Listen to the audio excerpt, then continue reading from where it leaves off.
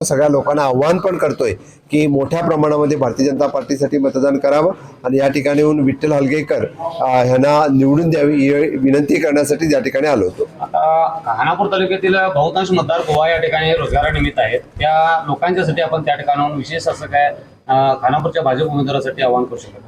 मी सगळे लोक जे खानापूर तालुक्यातील गोव्यामध्ये येतात त्यांच्यासाठी मी सगळ्यांना परत एकदा आव्हान करेन की आपलेच खूप चांगले रिलेशन खानापूर आणि गोव्याचे सदोदित राहिलेले आहेत, तर याच्यापुढे अजूनही वृद्धिंगत होण्यासाठी सगळ्यांनी आपल्या भारतीय जनता पार्टीसाठी विठ्ठल हलगेकरसाठी त्यांनी मतदान करावं अशी माझी विनंती आहे की डबल इंजिनचं सरकार येणं गरजेचं आहे। केंद्रात भारतीय जनता पार्टीचं सरकार आहे आणि या ठिकाणी परत एकदा भारतीय जनता पार्टीचं सरकार जर आलं तर निश्चितरित्या खूप मोठ्या प्रमाणामध्ये विकास म्हणजे ग्रामीण भागामध्येही खूप मोठ्या प्रमाणामध्ये विकास होईल। उत्तम रीतीने इथे काम चाललेलं आहे आणि आम्हाला 100% विश्वास आहे की खानापूर मतदारसंघामधून भाजपाचा आपले कॅन्डिडेट श्री विठ्ठल हलगेकरजी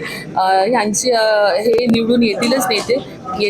गेल्या वेळी अगदी छोट्या मार्जिनने आपली हार झालेली, पण यावेळी ते होणार नाही आणि आम्हाला पूर्ण कार्यकर्त्यांवर आमचा विश्वास आहे आणि पूर्ण ही 6 ZP आणि त्याचबरोबर आपला एक जी टाउन पंचायत आहे खानापूर